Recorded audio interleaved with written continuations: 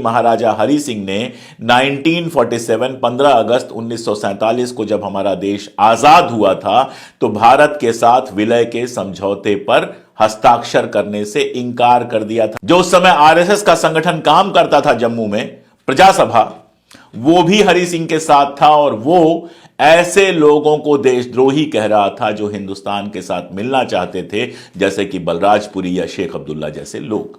यानी जब भारत की सेना वहां पहुंची तो पहले ही पाकिस्तान एक बड़े इलाके में कब्जा कर चुका था, न केवल आज के पीओके पर बल्कि लेह लद्दाख के बड़े हिस्से पर, और साथ में कश्मीर के काफी अंदर तक, बारामूला जो नॉर्थ कश्मीर में है, वहां तक पाकिस्तान पहले ही पहुंच चुका था। यहां मेरा पहला पॉइंट यह है कि अगर पीओके बना तो इसके लिए सबसे बड़े जिम्मेदार महाराजा हरि सिंह थे, क्योंकि 15 अगस्त 1947 को भारत के साथ विलय प्रस्ताव पर उन्होंने सिग्नेचर नहीं किया और उसके बाद जब पाकिस्तान कब्जा करते करते बढ़ आया तो उनकी सेना रोक नहीं पाई पाकिस्तान को।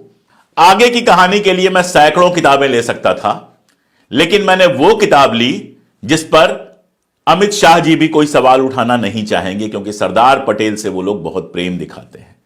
सरदार पटेल के जितने पत्राचार हैं, जो पत्र उनको लिखे गए और उन्होंने जिन पत्रों का जवाब दिया, वो सारे के सारे 10 खंडों में संकलित हैं। दुर्गादास जी ने उनका संपादन किया है और वो सारे के सारे संकलित हैं 10 खंडों में। अहमदाबाद की नवजीवन प्रेस ने छापा है और आपको मेहनत करने की जरूरत इसलिए नहीं है क्योंकि उसका जो पहला ही खंड है वो कश्मीर के मुतल्लिक है। पीओके कोई पंडित नेहरू या सरदार पटेल के जमाने में नहीं बना था। पीओके बना था तो देश के गृहमंत्री लौह पुरुष सरदार पटेल 4 जून को कह रहे हैं कि हमारी सेनाओं की ऐसी स्थिति नहीं है कि अनंत काल तक यह युद्ध लड़ा जा सके।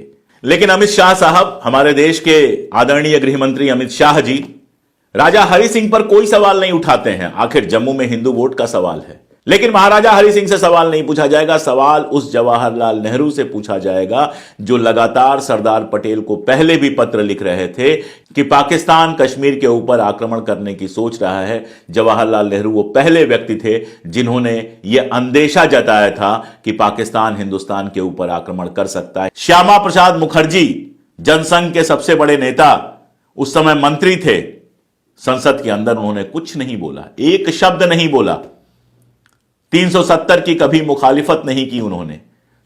पटेल ने कभी मुखालिफत नहीं की, किसी ने कभी 370 की उस जमाने में मुखालिफत नहीं की, क्योंकि सब जानते थे 370 तोड़ने वाले नहीं जोड़ने वाली धारा है। जिस सरदार पटेल के जो सेक्रेटरी थे वीपी मेनन, उनकी किताब है और वो किताब बेहद महत्वपूर्ण और ऑथेंटिक मानी जाती है जब आपको पढ़ना हो कि कैसे विलय हुआ राज्यों का। इन सारे ये जो सारे राजा महाराजा थे, इनका विलय हिंदुस्तान के साथ कैसे हुआ, अगर ये समझना हो तो वीपी मेनन की किताब, चाहे वो आईएएस का स्टूडेंट हो या मेरे जैसा शोधार्थी, सबके लिए बेहद महत्वपूर्ण मानी जाती है। उस किताब में वीपी मेनन लिखते हैं